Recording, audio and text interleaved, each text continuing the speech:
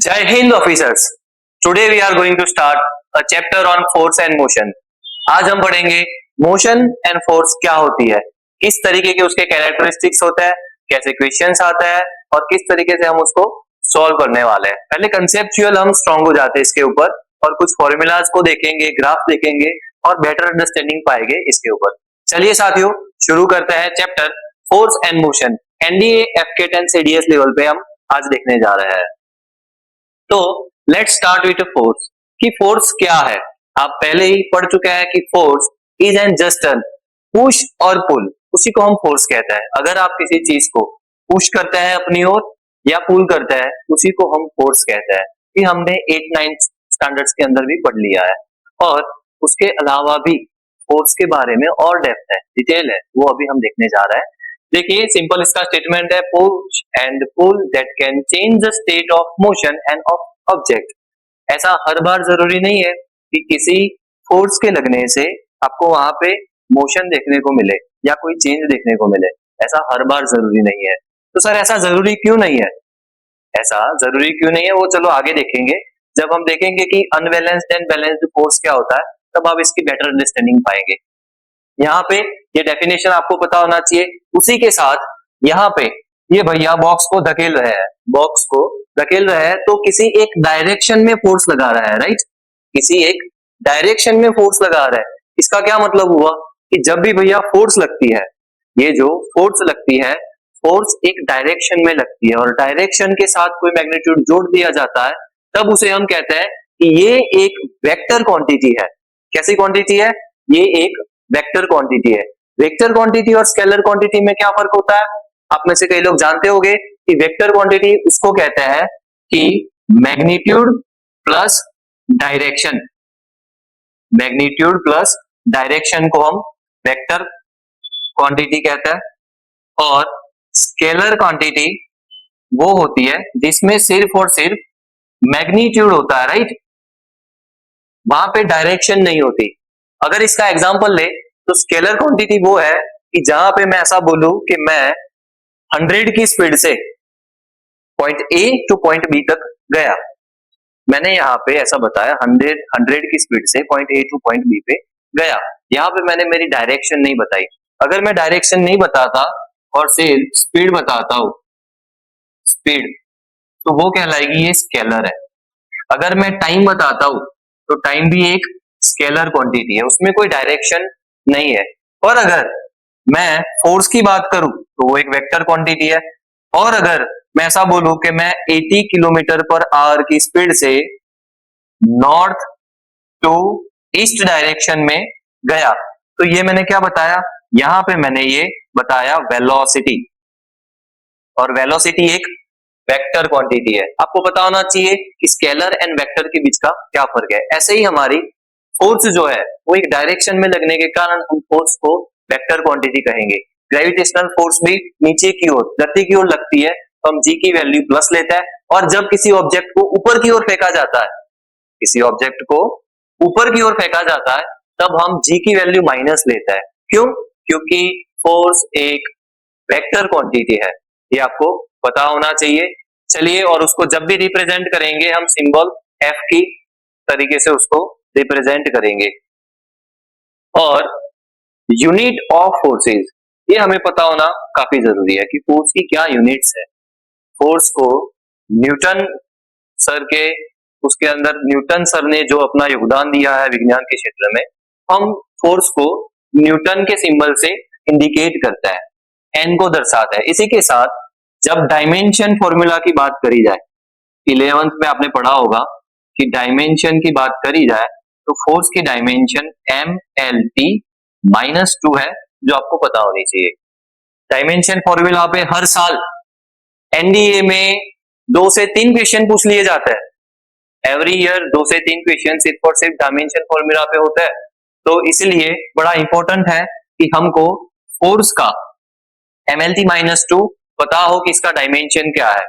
और इसी के साथ अगर कन्वर्जन पूछ लिया जाता है, फोर्स का कन्वर्जन पूछ लिया जाता है, तब आपको पता होना चाहिए कि 1 न्यूटन के इक्वल में 10⁵ डाइन होता है। 1 न्यूटन के इक्वल में 10 टू पावर 5 डाइन होता है, जहां पे न्यूटन हमारा एसआई यूनिट है और डाइन एक सीजीएस यूनिट है। ये सारी चीजें क्लास 11 चैप्टर नंबर 2 डायमेंशन के ऊपर है कि डायमेंशन एंड एनालिसिस चैप्टर के अंदर आपने ये सारी चीजें पढ़ी होंगी, और ये चीजें भी हमारे एनडीए में और एफकेट के एग्जाम्स के अंदर पूछी जाती है, और इन सभी का यूज आपको बार बार करना पड़ेगा। तो आप उसको नोट डाउन कर ले और याद करने की कोशिश करें, और ये हमको याद रखना है। चलिए आगे बढ़ते हैं। यूनिट्स के बारे में इतना दिखा, अब देखते हैं बैलेंस एंड अनबैलेंस्ड फोर्स क्या होती है। क्या होती है balanced force and unbalanced force? तो उसका स्टेटमेंट देखिए, equal forces in opposite direction. Equal forces in opposite direction का क्या मतलब कि ये पेन है, इस पेन के ऊपर यहां से 50 न्यूटन फोर्स लगाओ उस डायरेक्शन में, और यहां से भी 50 न्यूटन का फोर्स लगाओ इस डायरेक्शन में, तो दोनों ओर से 50-50 न्यूटन की फोर्स लग रही है, और ये पेन पे दोनों ओर से टोटल 50 और 50 100 न्यूटन की फोर्स लग रही है। पर ये पेन इधर से उधर या इधर से उधर नहीं जाएगी। क्यों? क्योंकि दोनों or equal and opposite direction में फोर्स लग रही है, और ये फोर्स बैलेंस्ड है। जब भी बैलेंस्ड फोर्स लगेगी तब हमको ऑब्जेक्ट का मोशन नहीं देखने को मिलता, उसके जो भी स्टेट है, अगर वो रेस्ट में है तो रेस्ट में ही देखने को मिलेगा, और अगर वो मोशन में है तो मोशन में ही देखने को मिलेगा।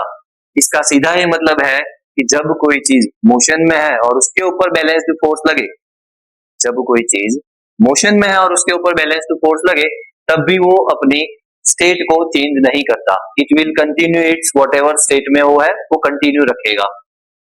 जैसे कि यहाँ पे ये बॉक्स है, इस बॉक्स के ऊपर मान लो यहाँ पे ग्रेविटेशनल फोर्स लग रही है, और ये वाली फोर्स जो लग रही है वो फ्रिक्शनल फोर्स हो सकती है। अब अगर दोनों फोर्स का बैलेंस नहीं है, frictional force and gravitational force का बैलेंस नहीं है, तो क्या होगा?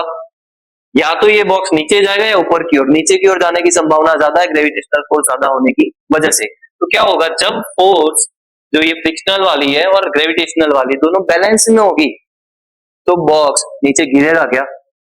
कमेंट में लिखिए, नीचे गिरेगा क्या? नहीं गिरेगा। यहाँ पे ये बॉक्स नीचे गिरने वाला नहीं है, क्योंकि दोनों ग्रेविटेशनल एंड फ्रिक्शनल फोर्स एकदम दोनों बैलेंस बना के रखी है। एंड यही समझाता है बैलेंस फोर्स को, equal forces in opposite direction which will no change in motion. क्या कह रहा है? No change in motion. जो स्टेट है उसी स्टेट को वो बरकरार रखेगा। पर कंडीशन क्या है? कंडीशन सिर्फ एक ही कि बैलेंस्ड फोर्स होनी चाहिए और दोनों एक दूसरे की अपोजिट डायरेक्शन में होनी जरूरी है। चलिए नेक्स्ट, अनबैलेंस्ड फोर्स। अनबैलेंस्ड नाम में ही लिखा हुआ है कि अनबैलेंस है उसके अंदर। अनबैलेंस का मतलब कि कुछ ज्यादा या कम, कहीं पे ज्यादा फोर्स लग रही है, कहीं पे कम फोर्स लग रही है, और ऐसी अनबैलेंस्ड फोर्स हमेशा जो भी स्टेट है उसको चेंज करवाती है। अगर फ्रिक्शनल फोर्स की वजह से गाड़ी कहीं पे खड़ी है, फ्रिक्शनल फोर्स की वजह से गाड़ी कहीं पे खड़ी है, और आप आके अनबैलेंस्ड फोर्स उसके ऊपर लगाते हो किसी एक डायरेक्शन में जो फ्रिक्शनल फोर्स से ज्यादा है, तो गाड़ी क्या करेगी? आगे की ओर मूव करेगी।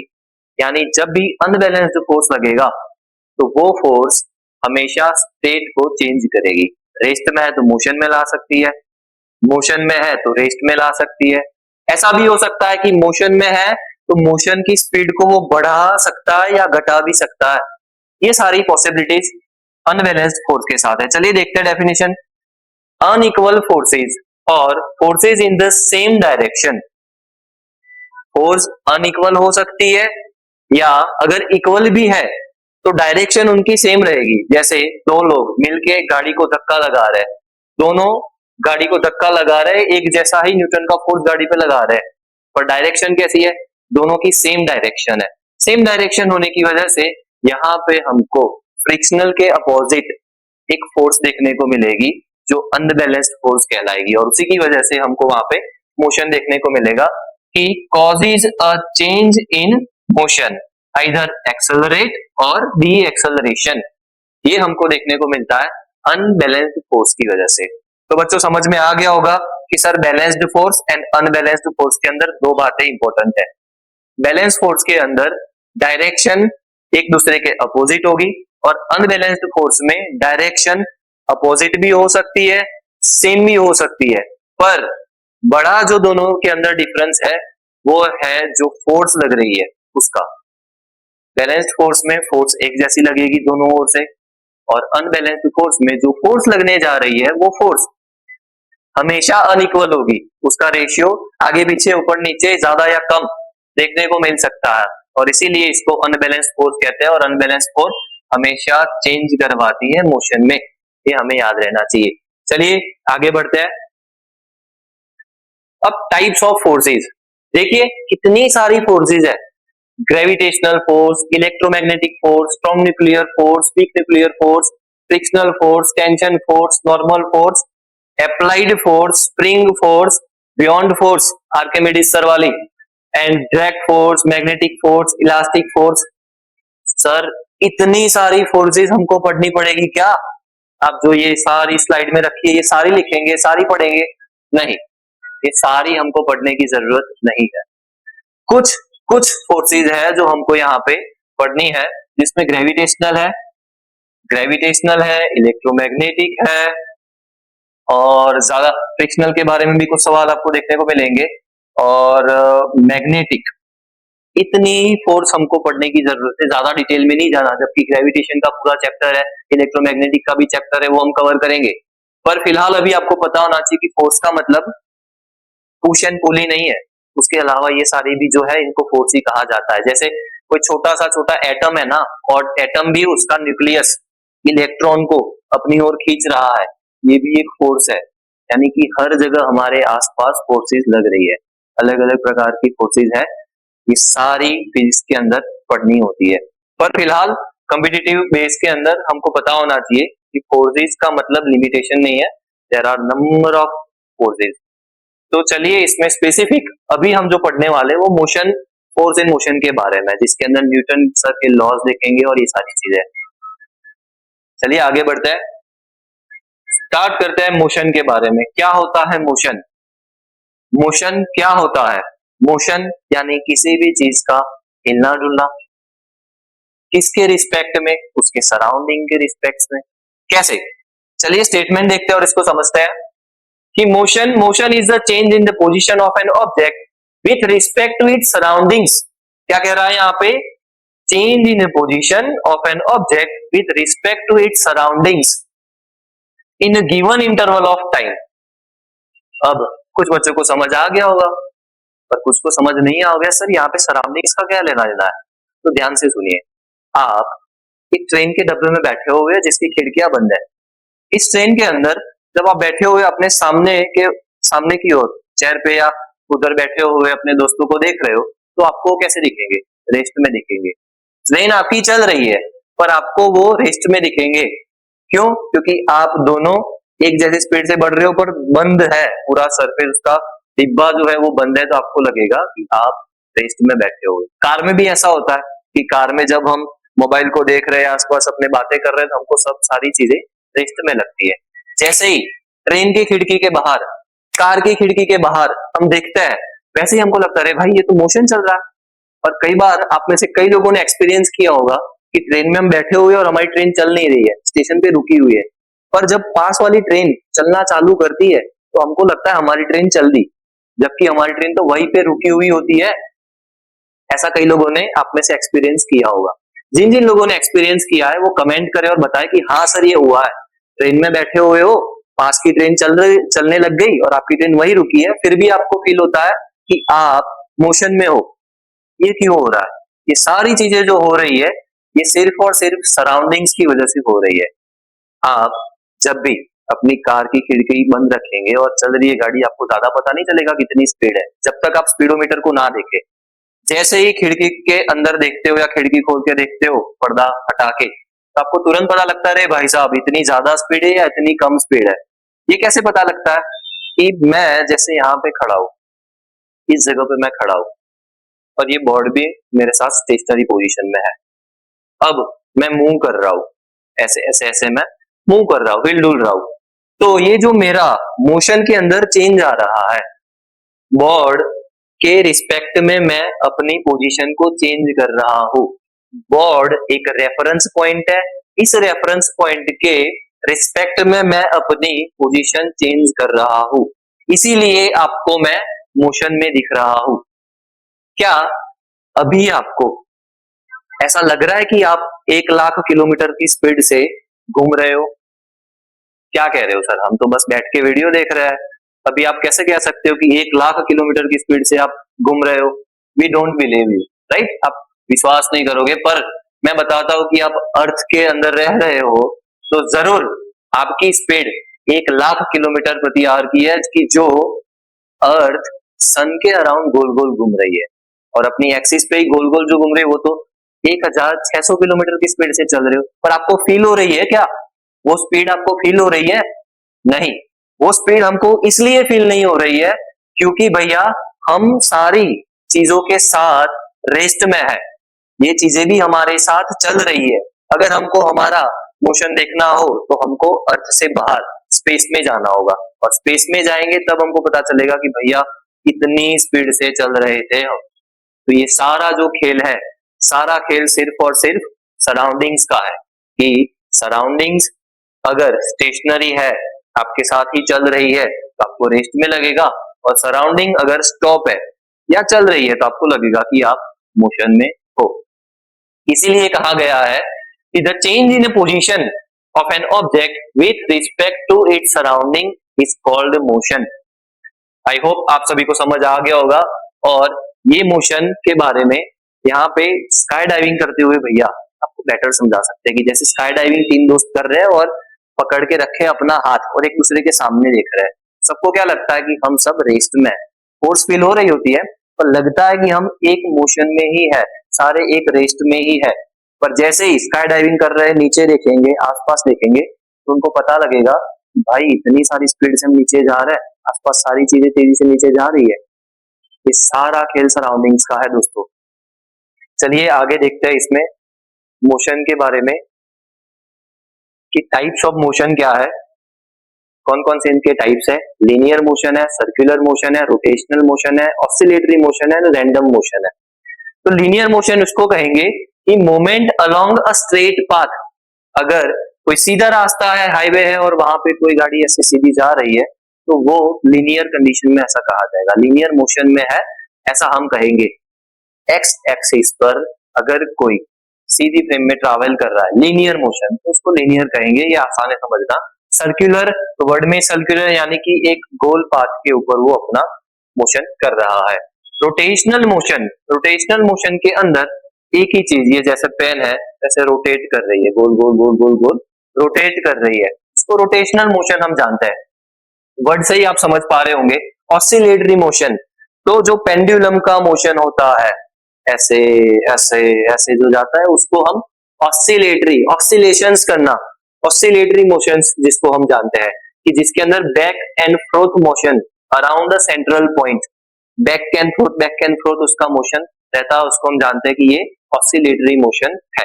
रैंडम मोशन, रैंडम मोशन किसको कहेंगे? अब ये रैंडम मोशन नाम से समझ आ रहा है कि इसके अंदर कोई पर्टिकुलर पंक्चुअलिटी नहीं है। मतलब क्या? ये रैंडमिलिटी है, कि जैसे आपको घर से स्कूल जाना होता है, या मम्मी ने किसी काम से बाजार में भेजा है, कि आप सीधा काम निपटा के घर पे आते हो? नहीं, आप इधर उधर आगे पीछे थोड़ा टहल के, घूम के, दोस्त को मिलके, दोस्त को भी बिठा लिए पीछे, चल रहे हो पूरा मार्केट घूम के, फिर हम काम निपटा के वापिस आएंगे। तो ये कैसा मोशन हो गया? रैंडम, कि कोई फिक्स नहीं है कि कहाँ पे मोशन होगा, पूरा अनसर्टेन है, इसी मोशन को कहा जाएगा कि रैंडम मोशन है, चाओटिक, अनप्रेडिक्टेबल मूवमेंट। ये इसके टाइप्स है।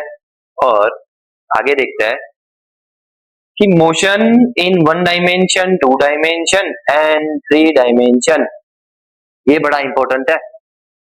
ये समझना हमारे लिए बड़ा इंपॉर्टेंट है कि सर 1D, 2D, 3D तो हमने देखा है, पढ़ा है, पर मोशन के अंदर 1D, 3D, 2D कैसे है, इसको समझना है। तो ध्यान से सुनिए कि मान लो कि हमारे पास x, y एंड z ऐसे 3 डायमेंशनल एक्सिस है, कि जो हर एक डायमेंशन को शो करता है। x एक अलग को, y एक अलग को, और z तीनों अलग अलग डायमेंशन में है।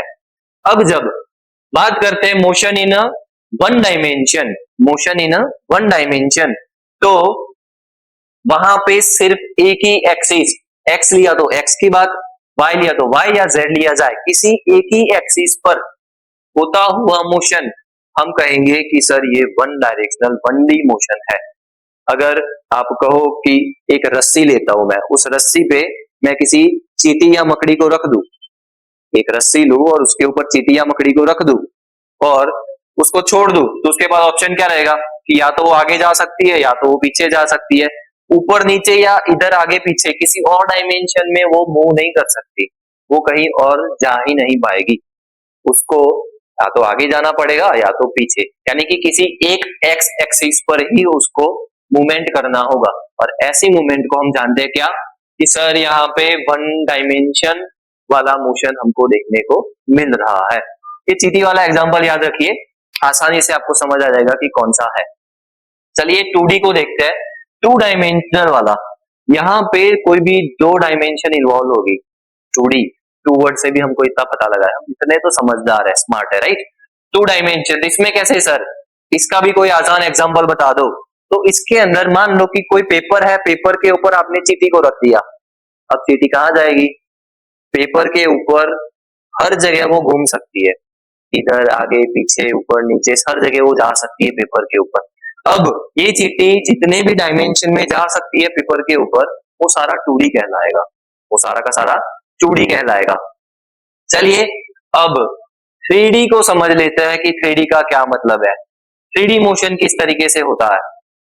मान लो आप जिस कमरे में बैठे हो या ये जो रूम है, इसके अंदर मैं किसी बटरफ्लाई को छोड़ दूं, इसमें मैं किसी बटरफ्लाई को छोड़ दूं तो वो तो ऊपर जाएगी, नीचे जाएगी, यहाँ मेरे कंधे पे बैठ सकती है, कैमरा पे आ सकती है, बोर्ड पे आ सकती है, कहीं भी जा सकती है, उसके पास डायमेंशन की लिमिट नहीं है। 3D दुनिया है उसके पास, वो हर जगह पे जा सकती है। तो बच्चों यही है मोशन, वो बटरफ्लाई जो मोशन करेगी वो 3D है, वो पेपर पे जो चीटी मोशन करेगी वो 2D है, और रस्सी पे जो चीटी मोशन करेगी वो है वन डायमेंशन। आसान है, साथ ही में आप स्टेटमेंट पढ़ लीजिए, याद कर लीजिए और इसको नोट डाउन भी कर लीजिए, तो आपको याद रहेगा। जो एग्जाम्पल मैंने बताया उसको नोट डाउन कर दीजिए, तो आपके लिए आसान हो जाएगा टॉपिक को समझना और रिकॉल करना। चलिए आगे देखते हैं, कुछ इंपॉर्टेंट टर्म्स है, displacement, velocity, acceleration, time and speed. क्या होता है सर, डिस्प्लेसमेंट क्या है, वेलोसिटी क्या है, एक्सेलरेशन, टाइम एंड स्पीड। चलिए देखते हैं। डिस्प्लेसमेंट बच्चों वो चीज है कि जो जो पाथ कवर्ड होता है वो इन स्ट्रेट लाइन होगा, डिस्प्लेसमेंट में जो पाथ कवर्ड होता है वो स्ट्रेट लाइन होगा, और साथ ही साथ वो पॉइंट ए टू बी का सबसे शॉर्टेस्ट डिस्टेंस होगा, सबसे शॉर्टेस्ट डिस्टेंस होगा और इन स्ट्रेट लाइन होगा, उसको हम कहेंगे डिस्प्लेसमेंट। डिस्प्लेसमेंट हमारा जीरो हो सकता है, पॉजिटिव हो सकता है और नेगेटिव भी हो सकता है, ये चीजें ध्यान रखनी है। साथ ही में जब वेलोसिटी की बात करी जाए तो वेलोसिटी किसको कहेंगे, वेलोसिटी हम उसको कहेंगे कि sir speed, speed with direction. क्या बच्चों, स्पीड विथ डायरेक्शन। लेक्चर के स्टार्टिंग में ही मैंने आपको ये चीज बता दी थी कि बेटा स्पीड विथ डायरेक्शन को ही हम क्या कहेंगे, वेलोसिटी। यानी कि मैं बोलूं कि मैं 80 की स्पीड से कहीं पहुंचा, तो ये तो स्पीड बताई मैंने, पर मैं ऐसा कहूं कि भाई ईस्ट टू वेस्ट 80 की स्पीड से मैं गया, तो यहाँ पे मैंने स्पीड नहीं बताई, यहाँ पे मैंने स्पीड नहीं वेलोसिटी बताई। यानी स्पीड के साथ जब भी डायरेक्शन बताई जाती है तब उसको कहते हैं कि ये वेलोसिटी बता रहे हैं, और वेलोसिटी एक वेक्टर क्वांटिटी है। टाइम, तो टाइम तो भैया कौन नहीं जाता, किसी का अच्छा टाइम हो किसी का बुरा टाइम हो, और एज ए स्टूडेंट हम सभी अभी स्ट्रगलिंग के टाइम पे, राइट, पढ़ रहे हैं, मेहनत कर रहे हैं, तो टाइम को हम सभी जानते हैं, पर आपको ये पता होना चाहिए कि वो फंडामेंटल डायमेंशन है हर चीज, किसी चीज का, जिसका यूनिट ऐसा ही हम लेते हैं इंटरनेशनल सेकेंड में। साथ ही speed, speed length per unit time, कि कितना डिस्टेंस कवर करते हो आप पर्टिकुलर टाइम के अंदर, speed is equal to distance upon time, इसका फॉर्मूला है, ये आपको याद होना चाहिए, जिसके ऊपर क्वेश्चंस आते हैं। और साथ में आपको ये डिफरेंस भी पता होना चाहिए कि स्पीड एक स्केलर क्वांटिटी है, स्केलर का मतलब कि जिसके साथ डायरेक्शन नहीं है, जहां पे डायरेक्शन की बात नहीं की गई, स्पीड एक स्केलर क्वांटिटी है, हमारा वेलोसिटी एक वेक्टर क्वांटिटी है। चलिए आगे बढ़ते हैं। डिस्टेंस एंड डिस्प्लेसमेंट क्या है वो थोड़ा और डिटेल में देख लेते हैं। बच्चों देखिए कि it's the length the actual path covered by an object respect of its direction of motion. कैसे सर? चलिए मैं डिस्टेंस के बारे में बताता हूँ। पॉइंट ए है हमारे पास, यहाँ पे पॉइंट बी है। Point A and point B है हमारे पास। यहाँ पे अगर पॉइंट ए से कोई ऐसे घूमते हुए ऐसा पूरा पाथ कवर करके पॉइंट बी पे पहुंचता है, तो इसको मैं कहूंगा कि ये बेटा डिस्टेंस है। ये डिस्टेंस है कि आपने कोई दूरी तय करी है, अलोंग द पाथ आपने मूवमेंट की है, दैट इज आवर डिस्टेंस।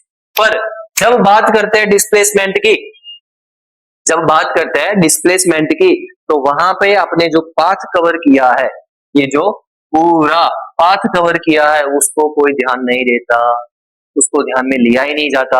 वहां पे जो चीज देखनी पड़ती है वो है कि motion in straight direction from A to B, initial point to final point के बीच का शॉर्टेस्ट पाथ।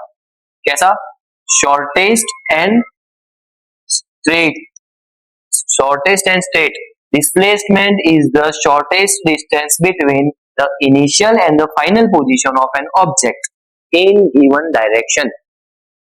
अब आपको आसानी से समझ आया होगा कि यहाँ पे ये वाला जो है ये है हमारा डिस्प्लेसमेंट और ये वाला है हमारा distance. Distance is a scalar quantity. Distance covered can never be negative. It is always positive or zero. भाई डिस्टेंस कभी नेगेटिव नहीं हो सकता। कभी कहा कि भाई मैं तो -2 किलोमीटर आज चल के आया हूँ, पॉसिबल ही नहीं है। आप किसी जगह पे खड़े हो, वहां से थोड़े भी आगे बढ़ते हो तो उसका सीधा ही मतलब है कि आपने कुछ मीटर या कुछ सेंटीमीटर डिस्टेंस कवर किया, जो हमेशा पॉजिटिव ही होगा। जीरो हो सकता है पर नेगेटिव नहीं हो सकता। पर बच्चों डिस्प्लेसमेंट के बारे में ऐसा नहीं है। डिस्प्लेसमेंट के बारे में ऐसा नहीं है। कैसे? Displacement from A to B हुआ, मान लो ये 5 किलोमीटर आपने डिस्प्लेसमेंट किया, तो यहाँ पे फ्रॉम ए टू बी ले लेते हैं, पॉजिटिव वैल्यू होगी। जब आप बी से वापस ए तक आते हो, ध्यान से सुनना, बी से ए तक आते हो, आप बी टू ए तक आते हो, तो आपका जिस स्थान पे खड़े थे इनिशियल एंड फाइनल पॉइंट आपका सेम हो गया, मतलब डिस्प्लेसमेंट आपका हो जाएगा जीरो। डिस्प्लेसमेंट आपका हो जाएगा जीरो। डिस्प्लेसमेंट नेगेटिव भी होता है। सर कैसे नेगेटिव होता है डिस्प्लेसमेंट?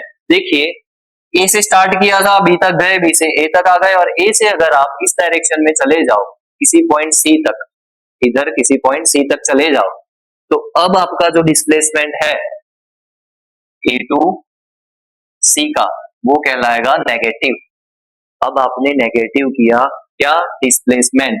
यानी कि बच्चों displacement negative, positive and zero हो सकता है, जबकि हमारा डिस्टेंस जीरो एंड पॉजिटिव दो ही संभावना वहां पे है, इससे ज्यादा प्रोबेबिलिटी नहीं है।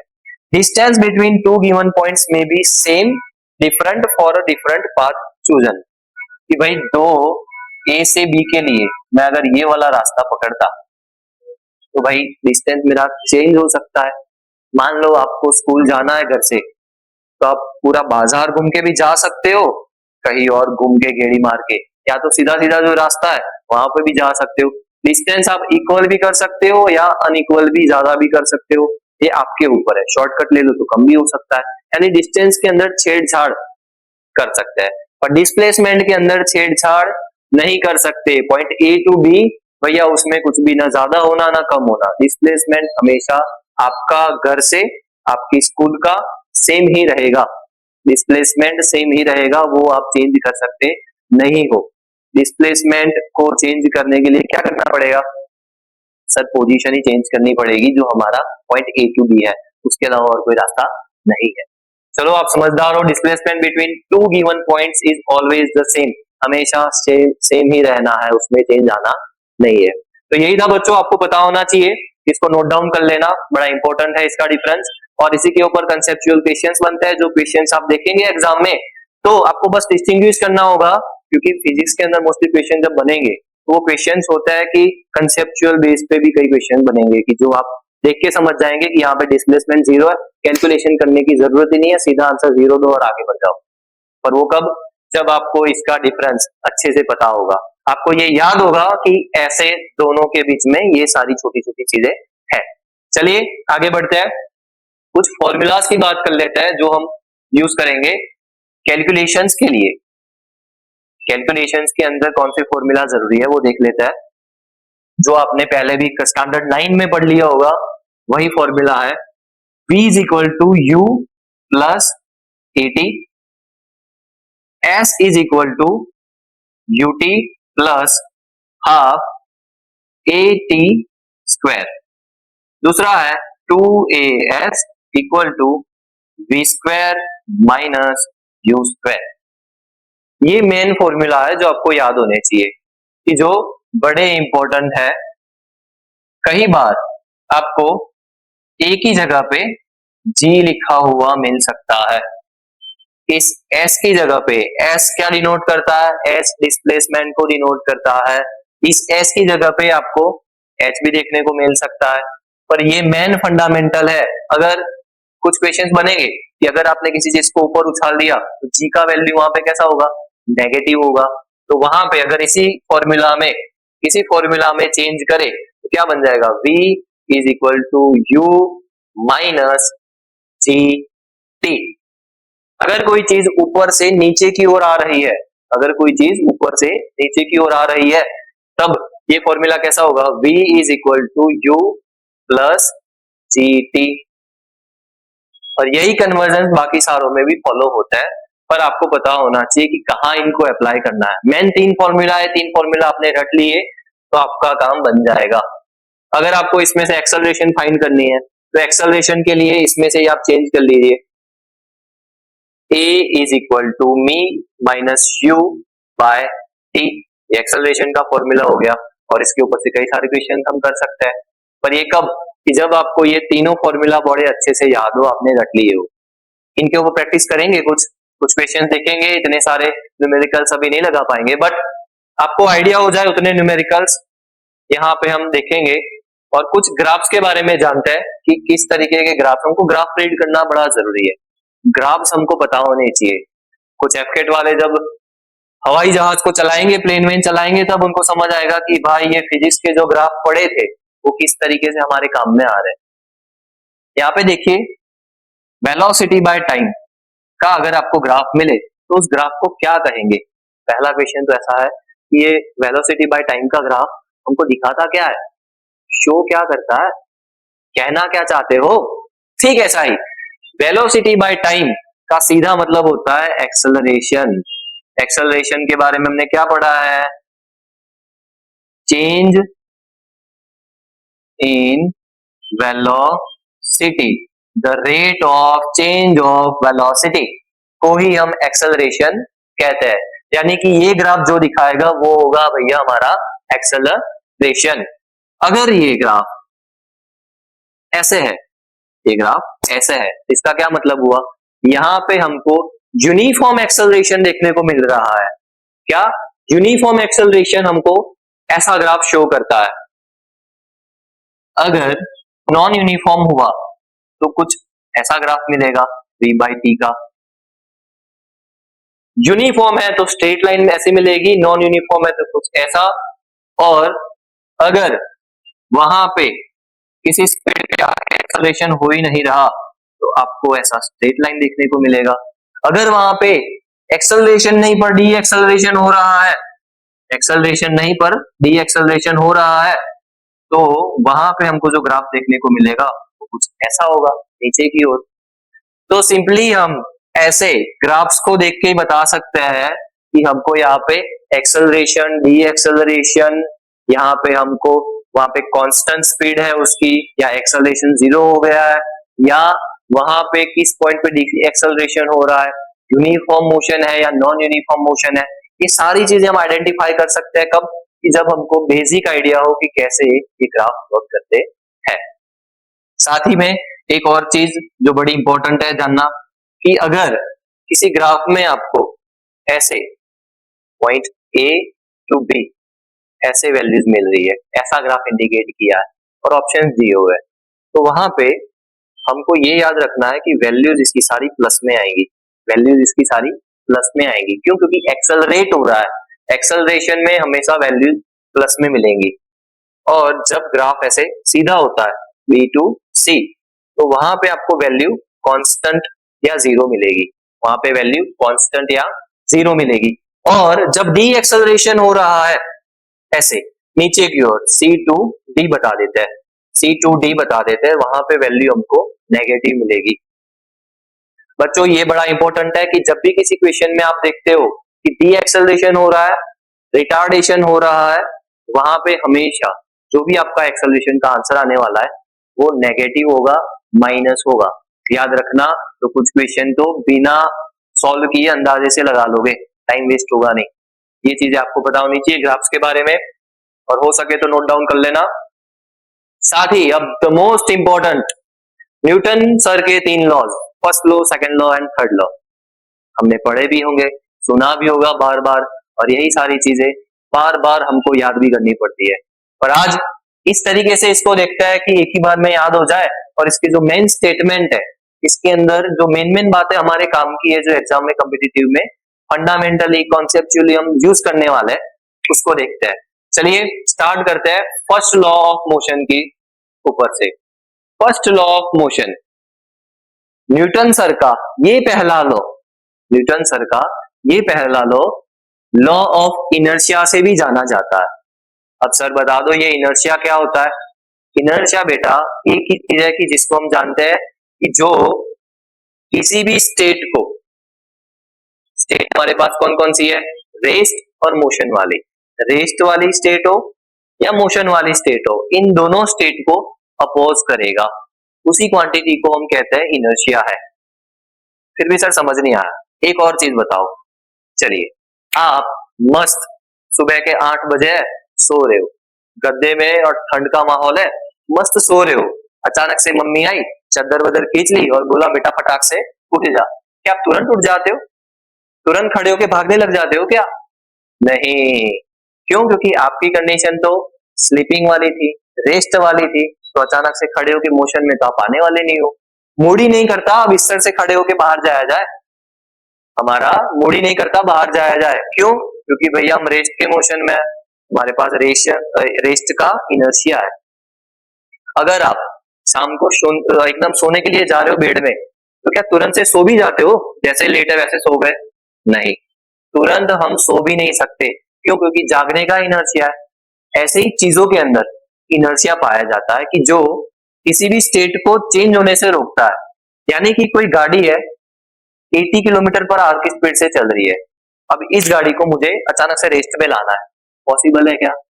नहीं पॉसिबल है, नहीं है। क्यों नहीं है? क्योंकि सर उस गाड़ी के पास मोशन का इनर्शिया होगा, और वो मोशन का इनर्शिया रेजिस्ट करेगा चेंज को।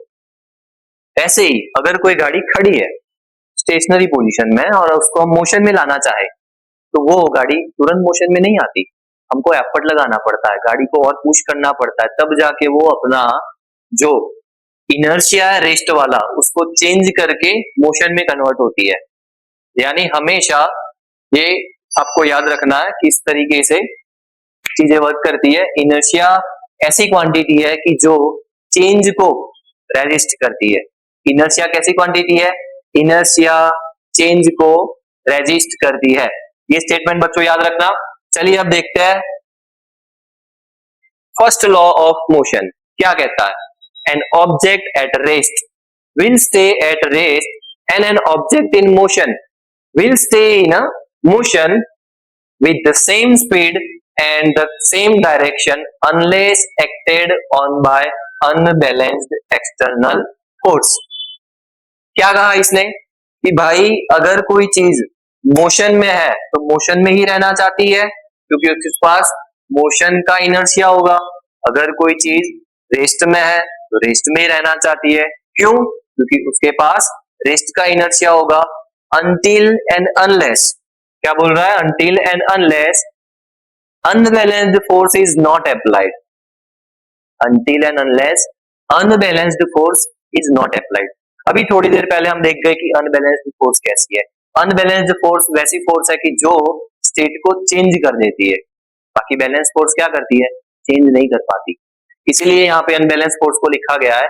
मान लो ऐसा कहता है कि अगर इस पेन को मैं ऐसे फेंक दूं, अगर इस पेन को मैं ऐसे फेंक दूं, तो जब तक इस पेन को कोई रोकेगा नहीं तब तक ये पेन हवा में उड़ती चली जाएगी, मोशन के साथ चलती चली जाएगी जब तक इसको कोई रोकेगा नहीं। तो आप कहोगे सर ऐसा तो होता नहीं है, हम पेन को फेंके, बॉल को फेंके, वो थोड़े आगे जाके रुक जाती है, गिर जाती है नीचे, उसका मोशन तो होता नहीं है। कोई बॉल है उसको किक किया तो वो तो ऐसा नहीं कि सर चलता चला जाता है, तो आप कैसे बता रहे हो कि ये होता है? तो बच्चों ध्यान से सुनो, मैं इस पेन को फेंकूंगा तो ये पेन को ग्रेविटी अपनी ओर खींच रही होगी, एयर का रेजिस्टेंस लग रहा होगा, नीचे जाएगी तो फ्रिक्शनल फोर्स लगेगी, तो ये सारी अनबैलेंस्ड फोर्स लगने की वजह से वो रुक जाती है। अगर मैं इन सारी फोर्स को हटा दूं, अगर मैं इन सारी फोर्स को हटा दूं तो क्या होगा, तो ये पेन हमेशा एक ही डायरेक्शन में एक ही वेलोसिटी के साथ चलती चली जाएगी। और इसका एग्जांपल आपको अच्छे से समझना है तो आपने समझा होगा कि जब हम किसी भी सैटेलाइट को लॉन्च करते हैं तो क्या करते हैं, हमने सैटेलाइट को जैसे ही वेलोसिटी दी, अर्थ के एनवायरमेंट से बाहर उसको निकाला, तो वहां पे तो भाई कोई एनवायरमेंट नहीं है, तो रेजिस्टेंस नहीं होगा, स्पेस है, स्पेस में किसी चीज को आपने एक वेलोसिटी के साथ छोड़ दिया ऑर्बिट के अंदर, तो वो उसी ऑर्बिट में घूमती रहती है, उसी ऑर्बिट में घूमती रहती है, फिर फ्यूल व्यूल लगता नहीं है। और यही हमारे न्यूटन सर ने बताया कि भाई अगर कोई चीज मोशन में है तो it will continue its motion until and unless any external unbalanced force is not applied on it, right? यही चीज है बच्चों कि कोई चीज मोशन में है तो मोशन में ही रहेगी, रेस्ट में है तो रेस्ट में ही रहेगी, जब तक अनबैलेंस्ड फोर्स उसके ऊपर ना लगाई जाए। यही है हमारा फर्स्ट लॉ, और फर्स्ट लॉ आसान सा है, आपको समझ आया होगा। चलिए देखते हैं सेकेंड लॉ की ओर बढ़ते हैं। सेकेंड लॉ क्या है? सेकेंड लॉ ये कहता है कि फादर इक्वल टू मदर। क्या? Father equal to mother. Sir कैसे? देखिए ये जो फॉर्मूला है इसका, F is equal to M into A, father equal to mother, मतलब कि force is product of mass and acceleration. Mass and acceleration का प्रोडक्ट कौन है? फोर्स। और यही हमारे न्यूटन सर ने हमारे सेकेंड लॉ में, उन्होंने सेकेंड लॉ में ये चीज स्टेट करी कि relation between force and object, the mass of object and resulting acceleration, जो फोर्स उसके ऊपर लगेगी वो उसके मास के और एक्सेलरेशन के प्रोडक्ट में होगी। सर फिर भी समझ नहीं आया, और अच्छे से बताओ। तो सुनिए ध्यान से, आपके पास दो ऑप्शन है, आपके पास दो ऑप्शन ये है कि हाथी भाई आपकी ओर 40 की स्पीड से दौड़ के आ रहे हैं और आपसे टकराएंगे। दूसरा ऑप्शन ये है कि पोपटलाल 40 की स्पीड से भाग के आएंगे और आपसे टकराएंगे। दोनों की स्पीड सेम है, एक्सेलरेशन दोनों का 40 का रहेगा कि उतनी की स्पीड से आपसे आके टकराएंगे। पर अब दोनों का मास आप जानते ही हो अलग अलग है, तो ज्यादा फोर्स कौन लगाएगा? ज्यादा फोर्स आप पे पोपटलाल लगाएंगे या हाथी भाई लगाएंगे? बताइए। ज्यादा फोर्स जो लगेगी वो ऑब्वियसली हाथी भाई लगाने वाले हैं। क्यों? क्योंकि उनका मास ज्यादा है, उनका मास ज्यादा है तो आप पे जो फोर्स लगेगी वो भी ज्यादा ही लगने वाली है, मतलब आप चुनोगे पोपटलाल को। ठीक है, यहां तक भी ठीक है, आपकी बात सही है। पर अगर मैं ऐसा कहता हूं कि बच्चों आपके पास अब दो ऑप्शन और है कि एक साइकिल है आपके पास कि जो 10 की स्पीड से आके आपको टकराएगी, और एक ट्रक है कि जो 10 की स्पीड से आके आपको टकराएगा। ज्यादा डैमेज कौन पहुंचाएगा? बताइए, ज्यादा डैमेज कौन पहुंचाएगा? ट्रक पहुंचाएगा। क्यों? क्योंकि ट्रक के पास मास ज्यादा है, मास ज्यादा है तो ये जो फोर्स है वो भी ज्यादा हो जाएगी। एक और एग्जांपल ले लेते हैं, छोटा सा लोहे का टुकड़ा और एक कितना मोटा रबर का बॉल, इन दोनों में से मैं किसको फेंक के मारूं तो आप कहोगे सर हमको नहीं लगेगी। आप कहोगे कि सर ये जो बॉल है वो कौन सा है वो पहले बता दो। तो बेटा ये जो रबर का बॉल है वो मैचेस वाला है जो क्रिकेटर्स यूज करते हैं, वो मैं फेंक के मारूंगा, और एक ये छोटा सा लोहे का टुकड़ा है वो फेंक के मारूंगा। आप क्या चूज करोगे? आप तुरंत बताओगे सर ये जो लोहे का टुकड़ा है वो हम पे फेंक दो, हम खाने को तैयार है, राइट? पर अगर मैं यहाँ पे कंडीशन चेंज करूँ और ऐसा बोलूं कि बेटा ये जो बॉल है ना मैचिस का, वो मैं हाथ से मारूंगा, पर ये जो लोहे का टुकड़ा है उसका एक्सेलरेशन मेरे हाथों से नहीं होगा। वो एक्चुअली लोहे का टुकड़ा एक गोली है, और वो गोली मैं गन के अंदर लोड करके फिर फायर करूंगा, मतलब उसका एक्सेलरेशन क्या होगा, बढ़ जाएगा। तो आपको तुरंत समझ आ जाएगा कि भाई ये तो सीधे मौत का इंतजाम हो रहा है, यानी आप ऑप्शन 1 को चूज करोगे, बॉल को। यानी आप तय नहीं कर पा रहे हो कि कब आपको मास ज्यादा या कम चूज करना है, या एक्सेलरेशन ज्यादा या कम चूज करना है। तो फोर्स पे इफेक्ट क्या रहेगी वो आप समझ नहीं पा रहे हो। तो बच्चा लोग, हमको हमेशा दोनों चीजें ध्यान में रखनी होती है कि मास और एक्सेलरेशन कितना है वो जानने के बाद ही रिस्क ले सकते हैं। क्यों? क्योंकि मास और एक्सेलरेशन दोनों फोर्स को अफेक्ट करता है, जो फोर्स लगने वाली है ऑब्जेक्ट पे या आप पे जो लगने वाली है। और यही हमारे न्यूटन सर ने समझाया कि force is product of mass and acceleration. तो ये था बच्चों सेकेंड लॉ। चलिए आगे बढ़ते हैं, थर्ड लॉ के बारे में देखते हैं। उससे पहले मोमेंटम एंड इंपल्स समझ लेते हैं, क्या होता है मोमेंटम एंड क्या होता है इंपल्स। बेटा मोमेंटम वो धक्का है कि जो मास के साथ वेलोसिटी, मास एंड वेलोसिटी से लगता है, कि जिसका statement P equal to mv ऐसा ही लगता है। जैसे मैंने अभी बताया पोपटलाल एंड हाथी भाई में ज्यादा मास था हाथी भाई का, तो हाथी भाई की वेलोसिटी हमने 10 रखी। हाथी भाई की वेलोसिटी, हाथी भाई की वेलोसिटी 10 है एंड पोपटलाल की भी वेलोसिटी 10 है, पर मास दोनों का अलग है।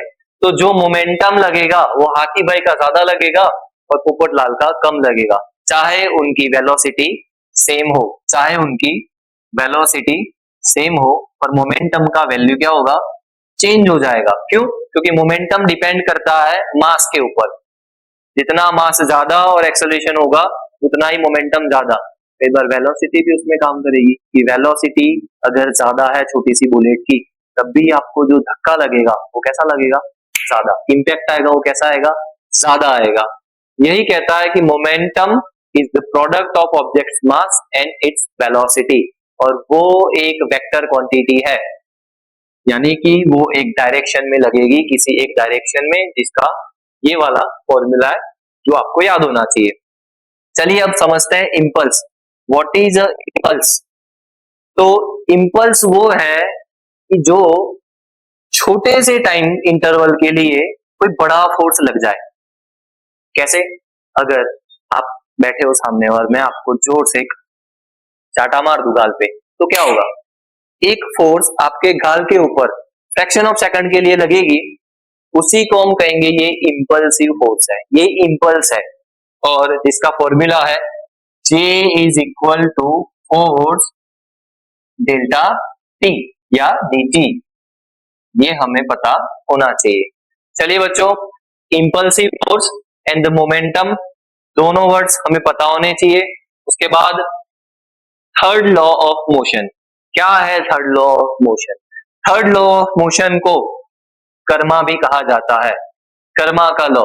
जैसा करोगे वैसा भरोगे, मतलब क्या हुआ, चलिए देखते हैं। Every action have equal and opposite reaction. क्या?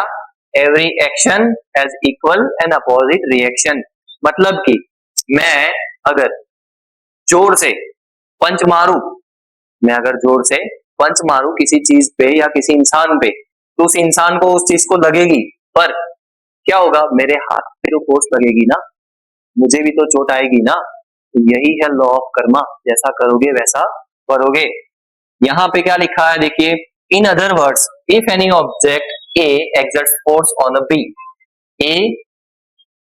ए फोर्स को एक्सर्ट कर रहा है किसके ऊपर, बी के ऊपर, तो B simultaneously exert a force on equal magnitude opposite direction on A, यानी कि मैं इस बोर्ड पे अगर पंच मारूं तो क्या होगा, मैं जितनी फोर्स बोर्ड पे लगा रहा हूं, बोर्ड भी उतनी ही फोर्स मेरे हाथों पे लगाएगा।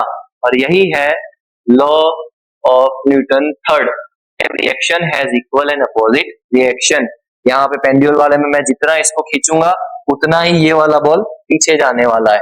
साथ ही में बॉल को इन भैया ने जितना जोर से किक किया होगा उतना ही फोर्स उनके पैर पे लगा होगा और उतना ही बॉल पे लगा होगा।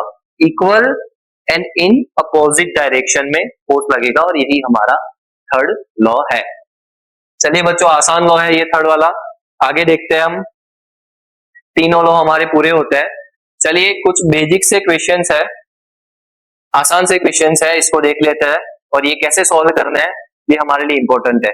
और यही सारे क्वेश्चंस सीडीएस, एफकेट और इस सब में पूछे जाते हैं। चलिए स्टार्ट करते हैं। क्या कह रहा है? A car with an initial velocity of 20 metre second accelerate at a rate of 2 metre per second square for a time of 5 seconds. Calculate final velocity, displacement and car during this time. बच्चों कोई भी question ऐसा हम कर रहे हैं उससे पहले आपको सारी वैल्यूज लिखनी जरूरी है। जो लिखेंगे इनिशियल वेलोसिटी जिसको यू से डिनोट करता है, इनिशियल वेलोसिटी को यू से डिनोट करता है और वो क्या है, कितनी दे रखी है 20 मीटर पर सेकेंड। दूसरा है एक्सेलरेशन दिया हुआ है हमको जो है 2 मीटर सेकंड स्क्वायर। साथ ही में जो टाइम दिया हुआ है हमको यहाँ पे वो है 5 सेकेंड्स। ठीक है, और हमको ढूंढना क्या है? Final velocity. फाइनल वेलोसिटी को v से डिनोट करता है। साथ ही में हमको डिस्प्लेसमेंट यानी कि s यहाँ पे ढूंढना है। अब याद करिए वो फॉर्मूलाज जिनका हमने थोड़ी देर पहले ही प्रैक्टिस किया है, देखा है। तो यहाँ पे TAU, तो हम ये वाला फॉर्मूला नहीं, v ढूंढना u प्लस AT। तो u है हमारा 20, साथ ही में a है 2 एंड t है 5। तो इजी है, 20 प्लस 10 बाय 30 मीटर पर सेकेंड। आ गया हमारा आंसर v हमने फाइंड कर लिया सर यहाँ पे। दूसरा, जब डिस्प्लेसमेंट ढूंढना है तो उसका क्या फॉर्मूला था याद करिए, s is equal to ut plus half AT square. u again यहाँ पे 20, टाइम है 5, 1/2 एक्सेलरेशन 2 है, टाइम है 5 का स्क्वायर। तो यहाँ पे क्या होगा 100 प्लस हाफ, ये दोनों कट कर देते हैं यहाँ पे, तो यहाँ क्या बचेगा 25। तो 125 मीटर होगा हमारा डिस्प्लेसमेंट। कोई भी क्वेश्चंस आपको ऐसे लगाना है तो सिर्फ फॉर्मूला ही अप्लाई करना है और किस तरीके से अप्लाई करना है उतना हमको पता होना चाहिए। काफी आसान से क्वेश्चंस है ये सारे, हमको उसका फंडामेंटल आइडिया होगा तो हम इजीली उसको कर पाएंगे। चलिए सेकंड वाला, ये सेकंड लॉ के ऊपर ही है। F is equal to mass into acceleration. यहाँ पे हमको फोर्स दे रखी है कितनी, 50 न्यूटन ऑफ फोर्स है। साथ ही में मास जो दे रखा है वो 10 किलोग्राम है, तो हमको एक्सेलरेशन ढूंढना है। तो इजी हो गया, acceleration 50 by 10 easy 5 meter second square. बच्चों एक चीज याद रखना है, एग्जाम में आपको 5 मीटर पर सेकेंड भी दिया होगा, मीटर पर सेकेंड, ऐसे कुछ ऑप्शंस दिखेंगे, पर जब भी एक्सेलरेशन लिख रहे हो तो आपको सेकेंड स्क्वायर ही होना चाहिए। ये हमेशा याद रखना चाहिए, यूनिट बड़ी इंपॉर्टेंट है और कई बार हम सिली सी मिस्टेक सिर्फ और सिर्फ यूनिट में कर जाते हैं तो पूरा किया हुआ कैलकुलेशन भी गलत हो जाता है। तो जल्दीबाजी में कभी भी ये यूनिट का हमको ध्यान रखना है कि यूनिट गलत नहीं होना चाहिए। अगर यूनिट गलत हो गया तो पूरा आंसर गलत हो जाना है। इस चीज का ध्यान रखेंगे, फॉर्मूला अप्लाई किया, आसानी से हमको आंसर मिल गया। चलिए आगे, चलो बच्चों ये थर्ड वाला क्वेश्चन देखते हैं। क्या कह रहा है कि ऑब्जेक्ट इज इनिशियली रेस्ट, यानी कि वो रेस्ट पे है, तो रेस्ट पे हो तब u हमारा 0 मीटर पर सेकेंड रहेगा और experience is a constant acceleration 2 metre पर सेकेंड स्क्वायर, यानी एक्सेलरेशन हो गया 2 मीटर सेकेंड स्क्वायर और टाइम इंटरवल क्या दी है उसकी 4 दे रखी है। तो what is the final velocity, हमको v ढूंढना है। इजीली फर्स्ट वाला हम इक्वेशन लगाएंगे, v is equal to u plus AT। तो u हमारा यहाँ पे क्या है 0 है, एक्सेलरेशन 2 है, टाइम 4 है, 8 मीटर पर सेकेंड वेलोसिटी इसका रहेगा। इजीली ये हो गया। चलिए आगे बढ़ते हैं। आगे बच्चों ये सारे सवाल है काफी आसान से, आपको खुद को प्रैक्टिस करना है। मैं आपको जस्ट आइडिया दे देता हूँ इसमें क्या करेंगे, और अगर आप इस टाइप के क्वेश्चंस कर पा रहे हो तो आपका काफी सारे क्वेश्चन इससे होने वाले हैं। देख लेते हैं क्या कह रहा है। An object move with the throw distance can it have zero displacement. बताइए, जिन जिन को समझ आया, जिन जिन ने ध्यान से पढ़ा है, उनको पता होगा क्या करना है इसमें। साथ ही में एन ऑब्जेक्ट दूसरा देखते हैं कि 16 meter in 4 second and other 2 second, then average speed. Average speed का फॉर्मूला लगाएंगे, total distance upon total time. आपका आंसर यहाँ पे आ जाएगा। इसी के साथ यहाँ पे वही सारे बेटा फॉर्मूलाज यूज करना है जो हमने तीनों की बात करी है, वो करेंगे, सॉल्व हो जाएंगे। इसके जो आंसर्स है वो नीचे डिस्क्रिप्शन बॉक्स में मैं डाल दूंगा, आसान से आप खुद कर पाएंगे। और बेटा आज के लिए इतना ही। अगले सेशन में हम लेके आएंगे कई नए क्वेश्चंस, पूरा फॉर्मूला के बेस पे एडवांस लेवल पे जो क्वेश्चन पूछे जाते हैं एनडीए लेवल में, उनको सॉल्व करेंगे। फिलहाल बेसिक्स में आपके लिए इतना काफी है एंड आप इसको प्रैक्टिस करिए। तब तक के लिए थैंक यू सो मच। जय हिंद। अपनी प्रिपरेशन करते रहिए।